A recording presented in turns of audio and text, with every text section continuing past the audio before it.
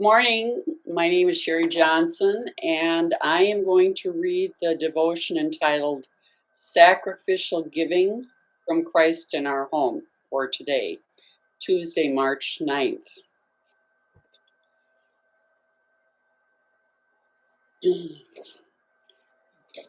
The scripture reading is from Hebrews chapter 9, verses 26 through 28. But now Christ has appeared once for all at the end of the ages to do away with sin by the sacrifice of himself, just as man is destined to die once and after that to face just judgment.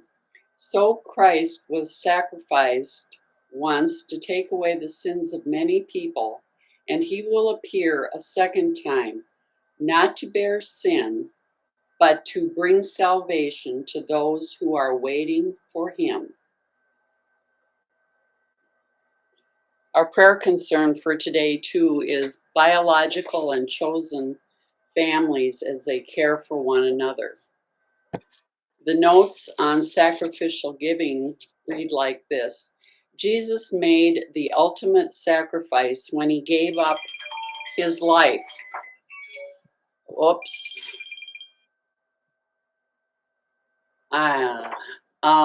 Gave up his life,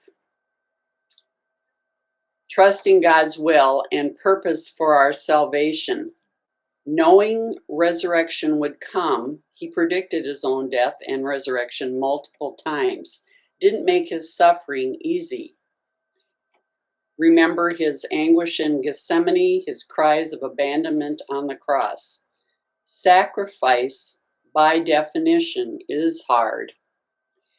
Yet we, followers of Jesus, are called to give of ourselves after Jesus' example.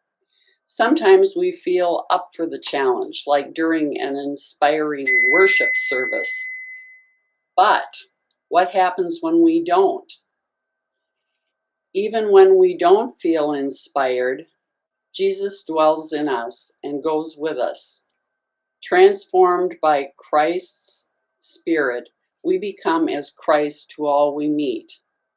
We don't need to dream up huge sacrifices. Love and care for our neighbor are the very self-giving to which we are called. Luther says we don't have to go looking for crosses, but with so many needs in the world, we all have opportunities to give sacrificially. Let us pray. God, thank you for showing us that the ultimate sacrifice is to live for our neighbor rather than for ourselves. Amen. Thank you. And then I would like to make one more announcement. If you have questions, please write them in the chat box, and we will read them at the end of the program. And now, Pastor Anna-Britt Ulfsland will take over.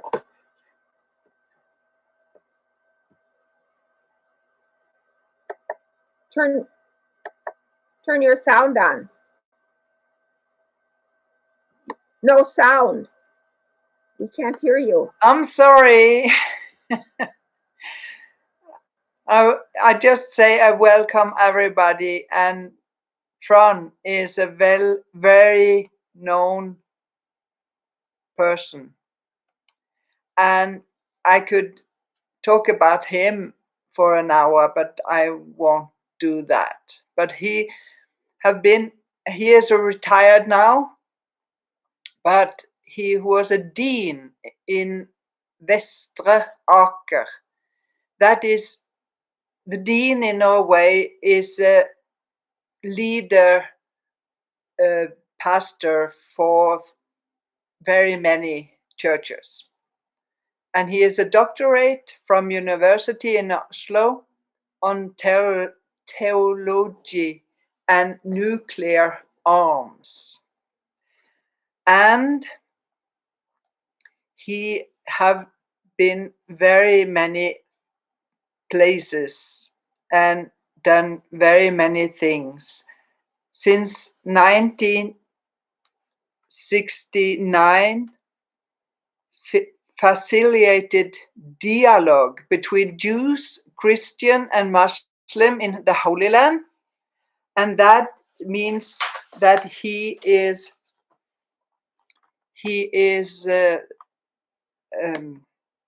very capable to talk about what he was talking about now. He will involved in several dialogue in and related to issues in the Middle East. So the text today is, can religion contribute to peace in the Holy Land and the wider Middle East? And can Norway have a role in such efforts? Trond Bakkevik, please, we are listening to you now. Thank you, Anna-Britt, and thank you for welcoming me to this meeting. I'm very happy to be among you in this way, which is not really being among you, but I'm happy to speak to you and happy to know that there are links across the Atlantic here. Let me start by also telling a small story about which relates to the United States. In 2012, I was sitting at the table in the White House in Washington. Across the table from me was Vice President Biden. Besides Vice President Biden, there was a chief rabbi from Jerusalem, a minister of religious affairs from Palestine, and the patriarch of the Latin Church, the Catholic Church in the Holy Land, and a cardinal from the US. Why were we there? We were there because we were invited as religious leaders who had composed something called the Council of Religious Leaders in the Holy Land. And we were invited with a larger group and had this meeting with the vice president. He was joking, he was telling stories, he was quoting poems, and it was a very nice meeting. He liked talking, I could hear that, and we liked him. So that was one of the things which this dialogue work in the Middle East has brought. But let me then move on to where the Pope was 3 days ago. He was at the birthplace of Abraham in Ur in Chaldea. And you can read about this Ur in Chaldea in Genesis chapter 11, which was the birthplace of Abraham. And the Pope said, today we Jews, Christians, and Muslims, together with our brothers and sisters of other religions, honor our Father by doing as he did. We look up to heaven and we journey on earth. You will remember that Abraham was looking at the stars at the later stage. And he journeyed from Ur to southeastern part of what's now Turkey, and then to Canaan and settled around Hebron in today's Palestine or the Holy Land. So, but let us hope that the religious leaders can journey together. But before we talk about that, let me take you to a corner in Jerusalem, in the old city in Jerusalem. And you can think of yourself as some of you may have done, walking up the Via Dolorosa, the way Jesus walked with the cross. And I don't think the corner was there, which I'm now going to talk about, but we can stop at the corner. If we come there with a procession, with a cross in front of us, and stop at the corner of what is called El Wad Street, we can look up north and we can see Jews coming in and down the street, and we can easily see that they are Jews. We can see it from the clothes they carry on the men and on the women. The difference, and then later or before, we can see Muslims coming, and we can see that they are Muslims also because of the clothes. Not so much on the men, but they often carry a small carpet on their shoulder as a prayer carpet. And the difference between the Jewish women and the Muslim women, you can see at the kind of clothes they have. The skirts of the Jewish women often stops just below the knees, while the skirts or the coats which the Muslim women have, they go down to the ankle.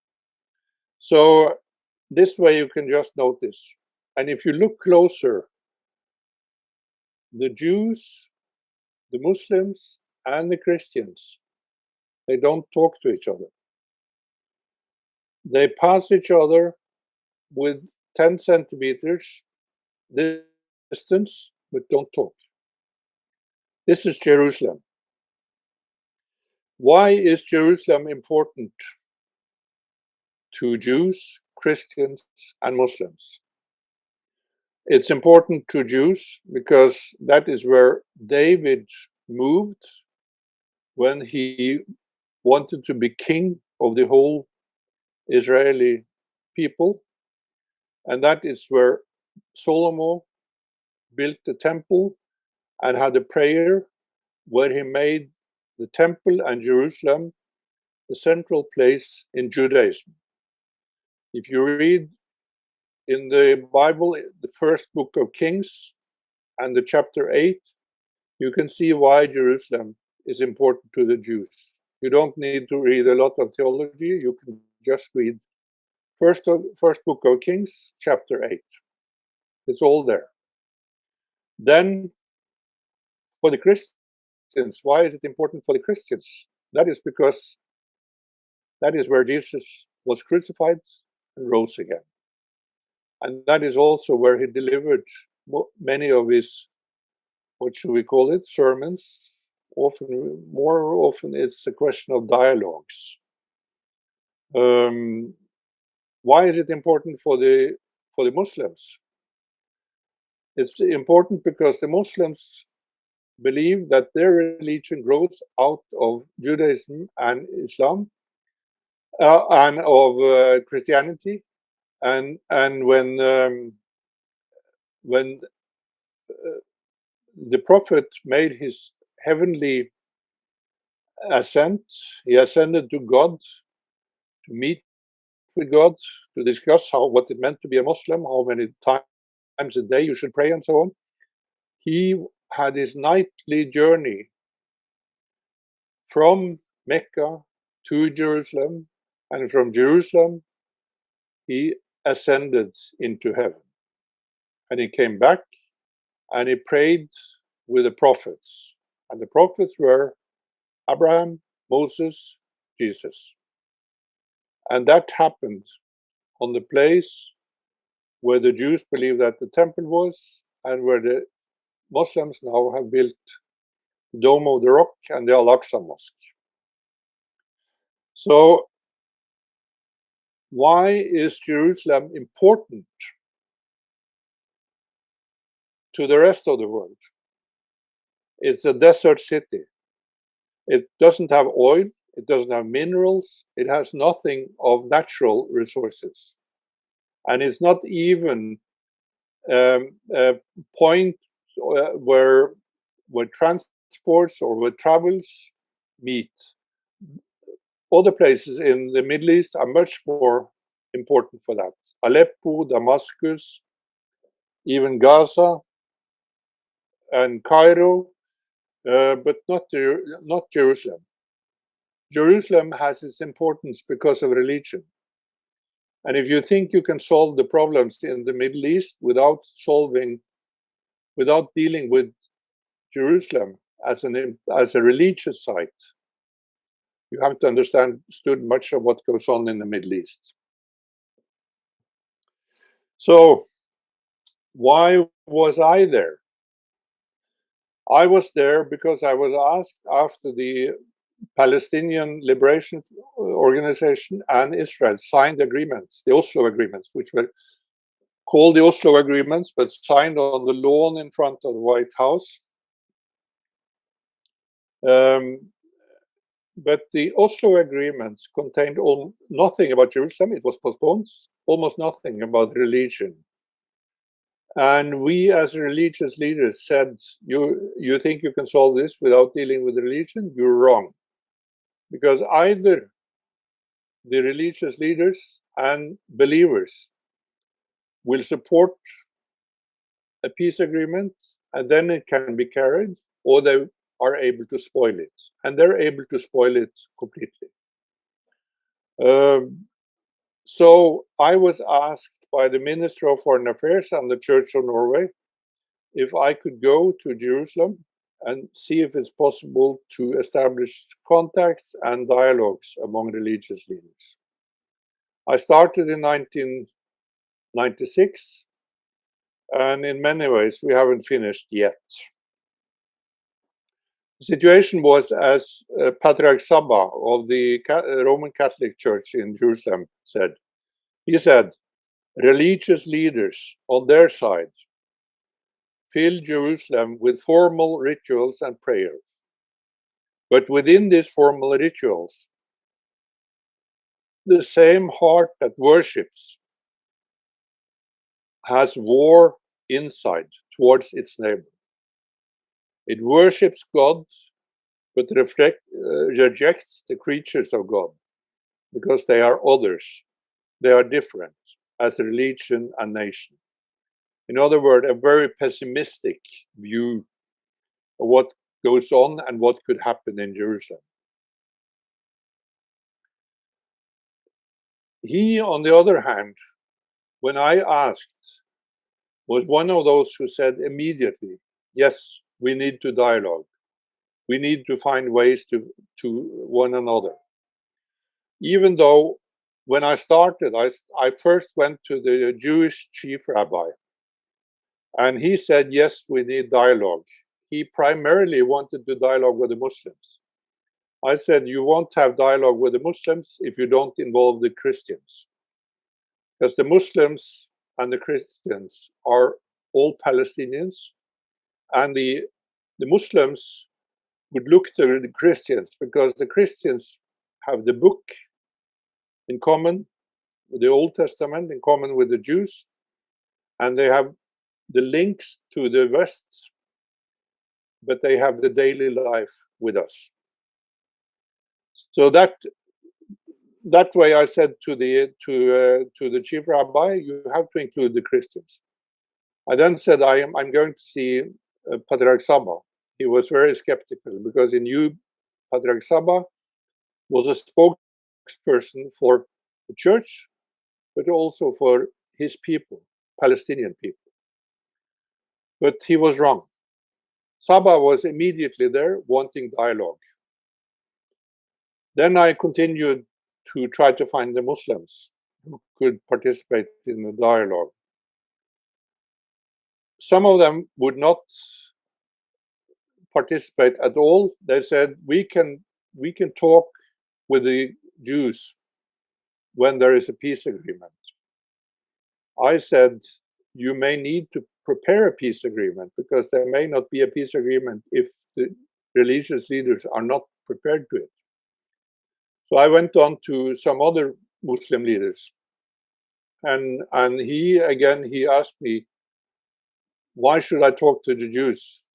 The only question I would ask them is, when are you going to leave? In other words, when are you going to end the occupation of East Jerusalem and the West Bank? So I said, well, there may be other questions, because you have said, and I pointed, this was a person I knew, you have said you want Jerusalem to be an open city where also Jews can come and pray at the Western Wall. So how are you going to prepare for that? In the end, he agreed, and he said, okay, let's have academic talks. And I said, call them whatever you want, as long as you come to the table and sit together. And they came. So we started. It went backwards and forwards, and 2 steps backwards, 1 step forward, 2 steps forward, 1 step backward. And we tried to discuss Jerusalem, which was always the main issue, because Jerusalem as a holy city to all 3 religions is the most difficult issue among them. I'll come back to why. But before I say something about this, what is the role of religious dialogue? Religious dialogue cannot lead to peace agreements.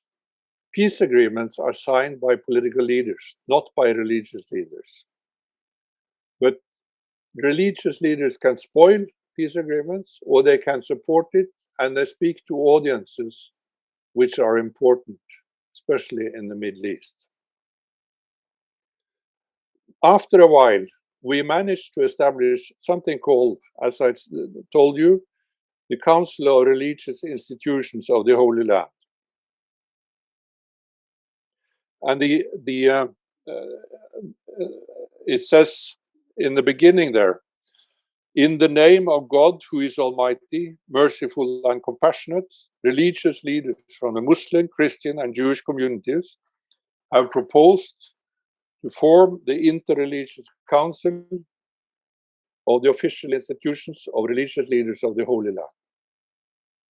And the purpose of this council was to maintain a permanent relationship and open channels of communication between religious leaders in the Holy Land, in order to reflect together as believers on main issues of conflict between our people. And then to sustain close working relationships with the political leadership of the government of Israel and the Palestinian National Authority. And then to engage with our respective communities, faithful and believers on all 3 sides, to foster on grassroots and national levels an environment of mutual acceptance and respect. And fourthly, to engage with religious leaders internationally and particularly in the Middle East in pursuit of a durable and just peace in the Holy Land. So how did this proceed? It wasn't easy, I can tell you. One of the first difficulties we had were when we were all invited to the assembly of an international organization called Religions for Peace. They had heard about our work and invited us. We came to Kyoto in Japan, where it was. There were hundreds of participants from all kinds of religions. We were allowed to have meetings among us, which was good to be away from the Holy Land, to have different surroundings, and we met. We reached a high level of understanding, so high that on the last day, in the last plenary, representatives of the 3 religions were asked to give plenary greetings. That's when everything went wrong. When the Jewish chief rabbi started, he said, I greet you on behalf of Jerusalem, the eternal capital of the Jews. And I could see all the Muslims in the hall assembled to him who was going to give the Muslim greetings. Because what he said, he got up, he was so angry, because he said, you are Judaizing a city which is also ours, where we live and where we have our holy sites. And before Patriarch Saba could come and try to console and bring reconciliation, I had to deal with Jews who said they would never talk to this man again on the Muslim side, and Muslims who said they wouldn't talk to Jews if they talked like this. We had to deal with this and managed to get through it after half a year of negotiations, where we agreed on a code of conduct among ourselves. But and then one of the problems in Jerusalem was that the difficulties to meet, because the main Muslim representative lived in the West Bank, he lives in Hebron, and he was not given permit to enter Jerusalem. So we couldn't meet in Jerusalem. We had to meet in a Lutheran school in Talita Kumi, if any of you know about this, in the vicinity from both sides. We met and we had good meetings. At one of the meetings, there were several occasions which were almost like stunning. When the chief judge of the Muslims said, I can understand the fear of the Jews. I said, can you hear what they said? Can you hear what they said? But then immediately the discussion started again. But there were these golden moments. And then the same chief judge said, I would like to know what's going on with the archaeology around the Haram al-Sharif, as he calls it, Temple Mount, as the Jews call it, because there are Israeli archaeological excavations around the whole area. And it's an area which is sensitive because first, it borders on the most holy Muslim place in the Holy Land. Secondly, they claim that the Israelis dig underneath the mosque area. And thirdly, there are also artifacts from Muslim empires which have also had the power in Jerusalem. And the Muslims are not sure that the Jews, or the Israelis, I should say, would respect their artifacts. So the Jews immediately said, well, come and see, we don't have nothing to hide.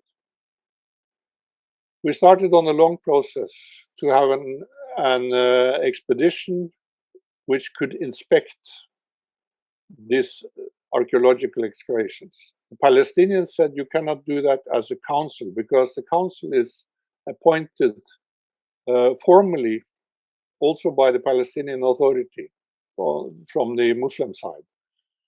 I said, okay, I understand that, because they said we don't want to be guided around on what we consider our part of Jerusalem by what we consider the occupier.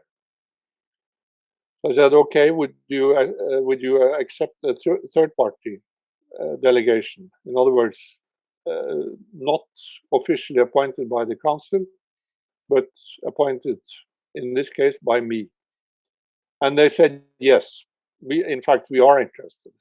And the royal court in Amman, in Jordan, was also interested.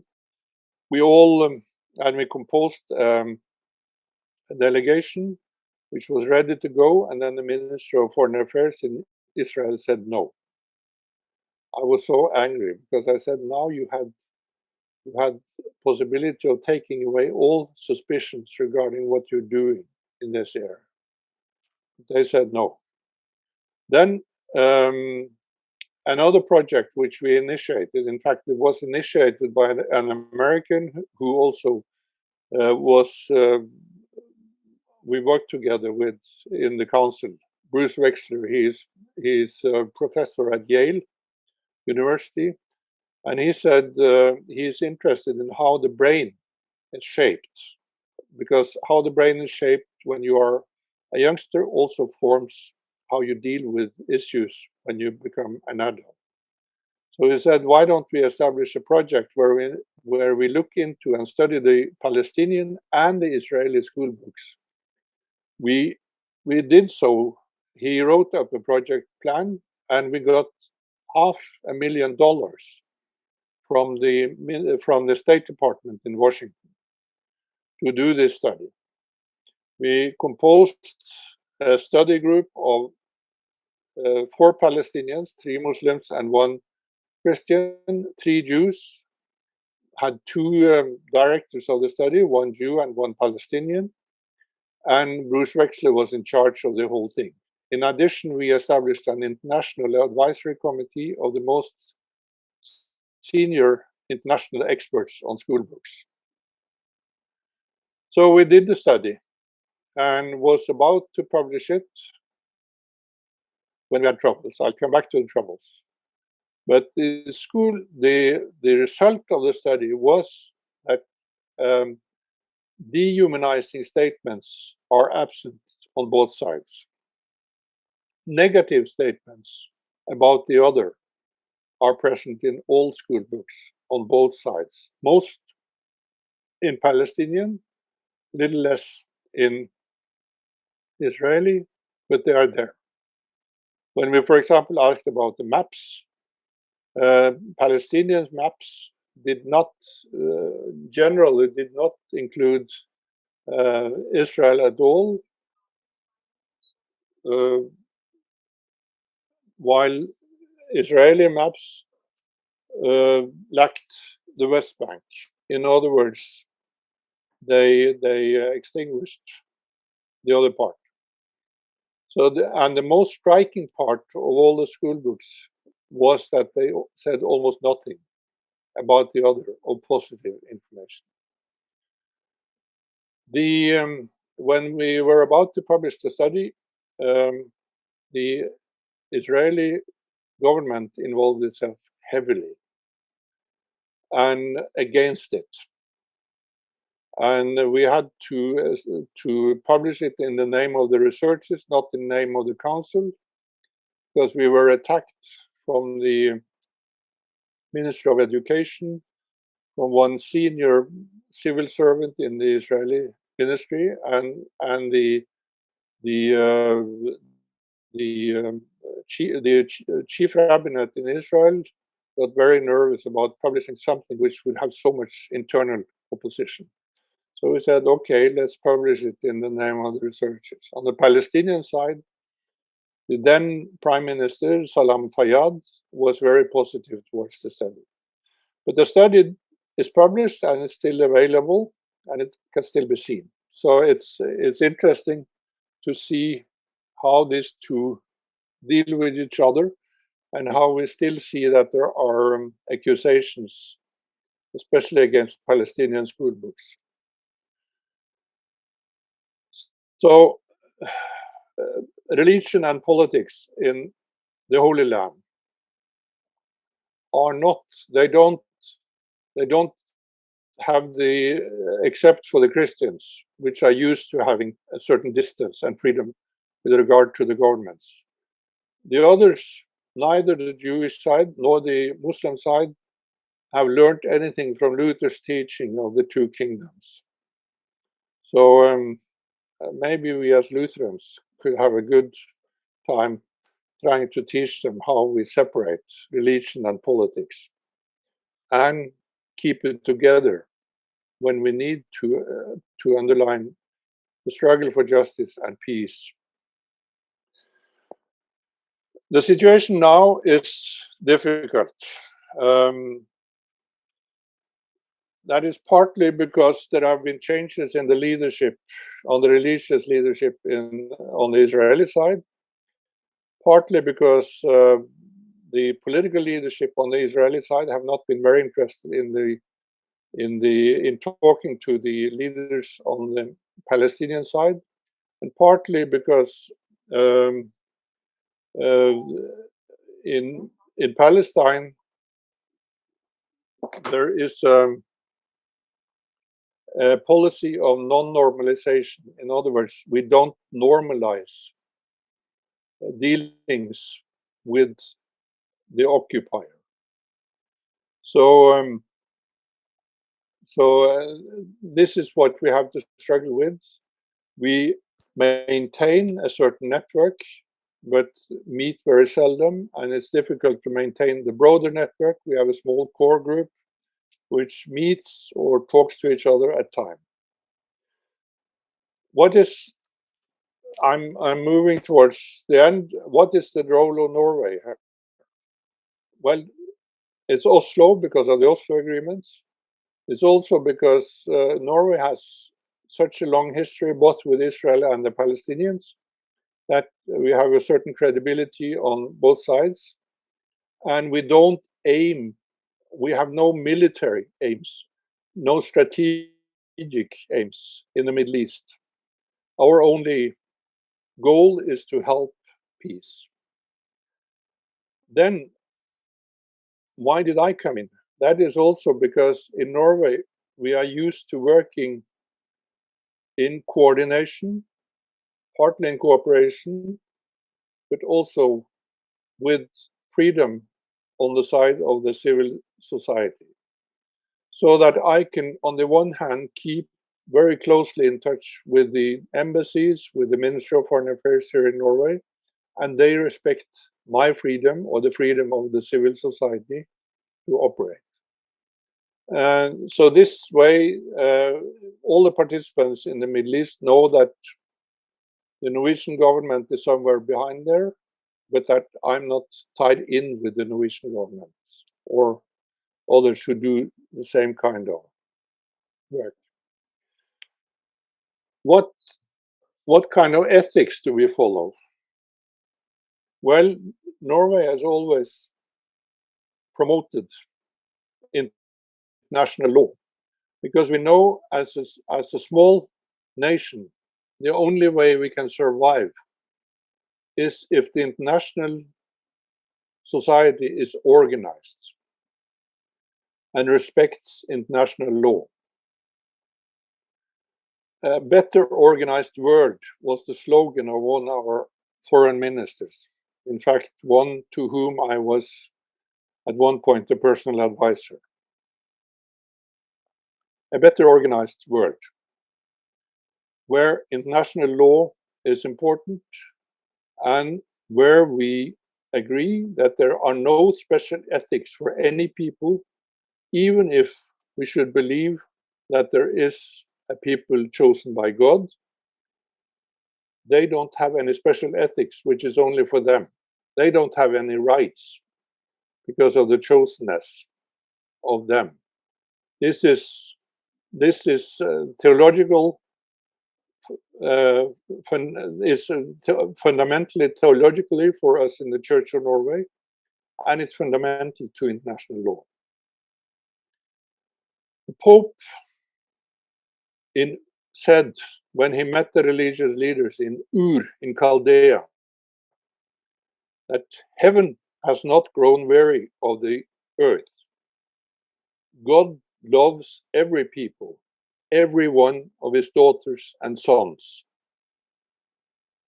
That is also the point of orientation for what I've been doing and for, I think, what we as churches should do. So I finish with that.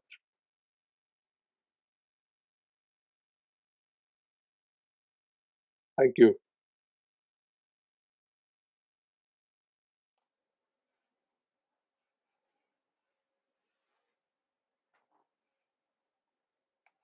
Thank you, Trond.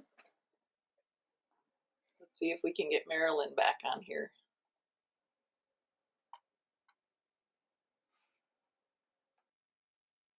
Marilyn, can you unmute? I'm sorry. I'm checking the chat box and I don't see any questions. So I'm wondering if anyone has questions, because this is the time for questions. Ask a question in the chat box. This is Mary Jo. I never know how to send it. You hit the return. You hit the return key. You can just ask it. I think you can just ask it, Mary Jo. Okay. What an interesting history since 1996. What are some of the next steps that can be taken? And is there anything we can do as individuals over here in the USA? Thank you.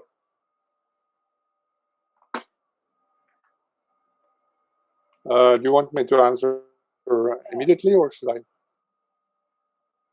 No, go ahead and answer directly. Yeah.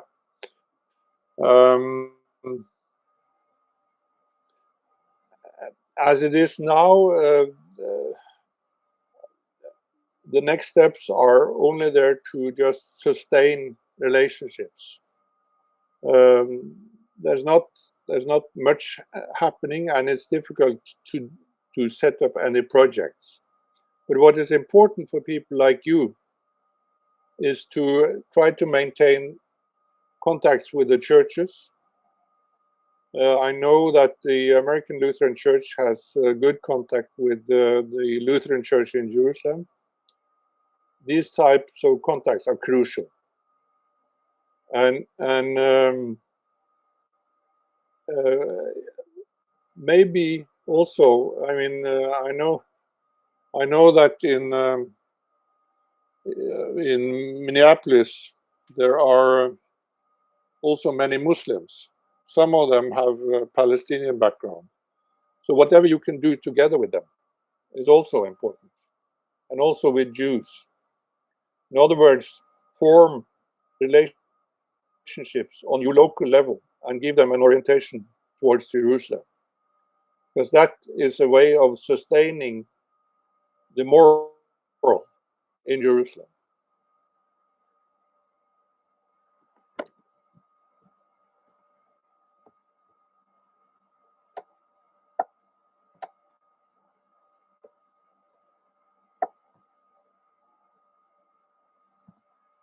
Another question that we have in the chat box is that, are you familiar with Jerusalem's YMCA, which welcomes all three groups in their hope with the future? Are you familiar with that? The YMCA in Jerusalem?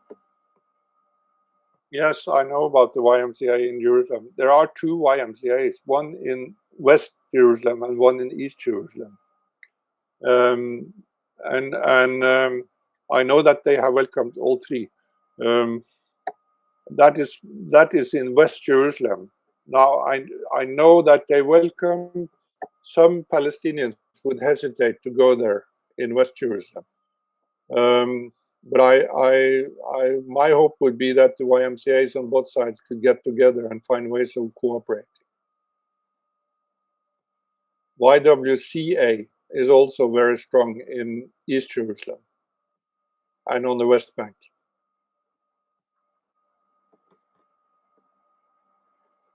Another question is, and the comment starts with, you can choose to answer or not, but any thoughts on the move of the U.S. Embassy from Tel Aviv to Jerusalem during the Trump administration? Yeah.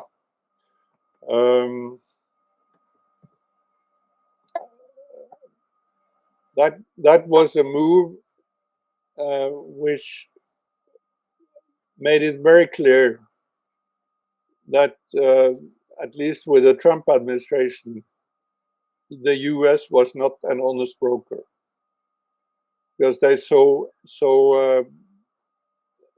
clearly had chosen one side and put blame on the other side for not accepting what they were doing.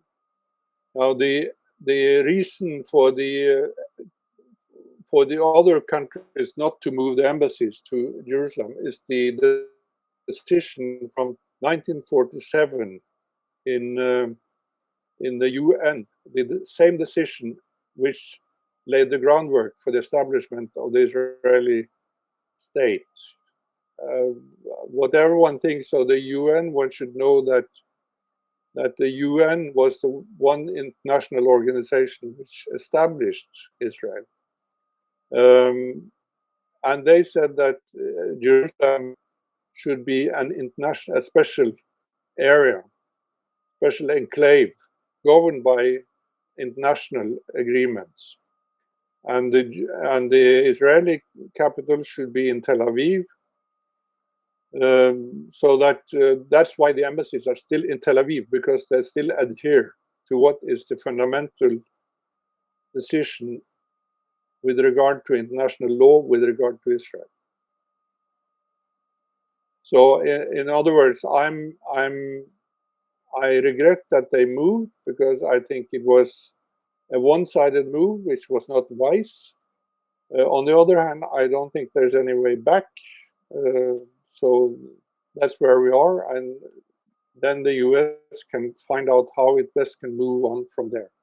Next question is, with Israel expanding, regardless of what anyone else thinks, what chance is there for the Palestinians having a viable state?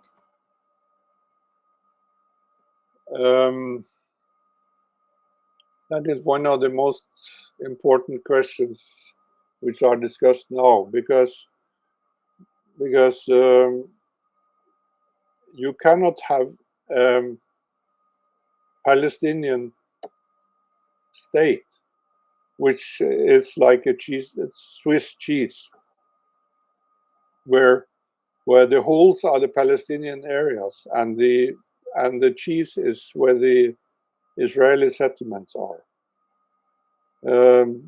And that is becoming more and more the situation, because it also means that Israel makes decisions on the West Bank which have great implications for the Palestinians who live there.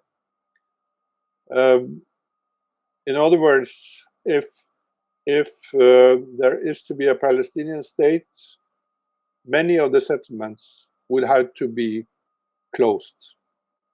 If that is possible, I'm not sure.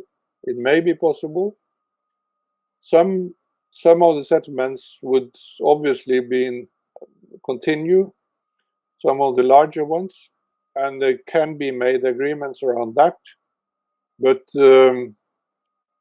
I also think that more and more Palestinians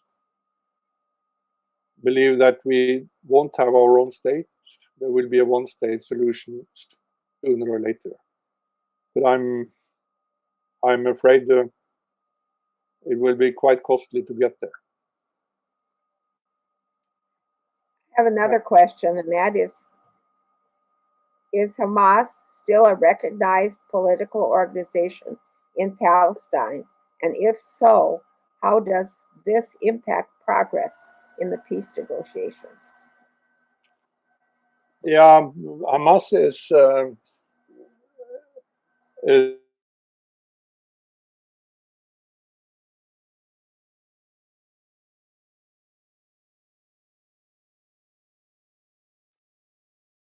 It looks like Trond froze a little bit, so we'll give him a minute to see if it will right itself.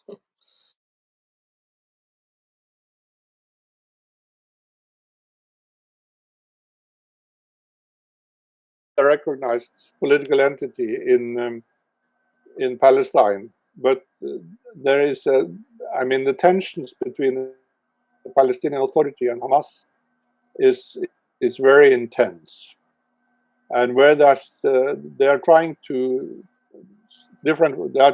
reconcile, and they have reconciliation meetings here and there, and they go back, and the tension still continues. There will be a Palestinian election on the 22nd of May, and Hamas is one of the political parties participating. Hamas is by many only considered as a terrorist organization. It has also been. No reason to deny any of that. But they have also had continuously dialogues with Israel, which have not been known, partly direct and partly negotiations with Israel, partly direct and partly indirectly, through Egypt and through other parties. So in many ways, Hamas is both antagonized and recognized at the same time. And if they decide to act as a political party, they will also have to behave accordingly. So on the other hand, Israel is also interested in having the split between Hamas and the Palestinian Authority, because a united Palestine is more difficult to deal with, at least for the present Israeli government, than a split Palestinian, split Palestinian people. So it's, in other words, I don't give you clear-cut answers. I try to give you something to chew on. Thank you. And we have one more question. Did the 1947 decision partitioned by the UN, failing to establish a Palestinian area and an Israeli area, prevent the establishment of a Palestinian state forever?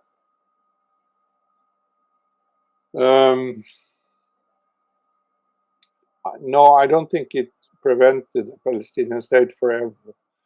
The problem was only that in 1947, you had a well-armed Israel, or Jewish part, I would say, but you did not have a well-armed Palestinian part. You only had a well-armed Jordanian part. And Jordan came in to help the Palestinians, and, for example, took hold of the old city of Jerusalem. But the decision of the UN, if it had been respected as it was decided, you would have had the Palestinian state. But nobody respected it. The Israelis were not satisfied with the land they had received, and the Arabs voted against it. In other words, the Palestinians who lived in the area felt that land was taken from them without them being able to participate in the decision making. And when you have such asymmetric way of deciding things and an asymmetric relationship with regard to power and arms, it ended as it did.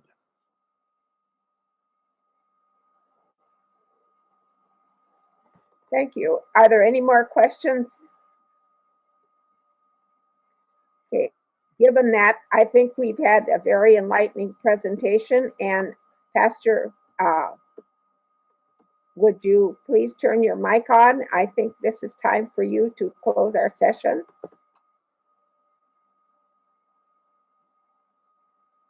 Yes. Do you want to see me? Yes. I can't start the video. That's okay. Oh, can you, if you go down in the bottom left corner, here, I'll send you a message to ask you to start your video, and maybe Start my video. There we go. I can see me. Okay, then I will just say that you are welcome to join the online services on Sunday, both in Norwegian and English. And we are planning for in-person somehow service on Easter Day. So looking forward to that. And now I will give you the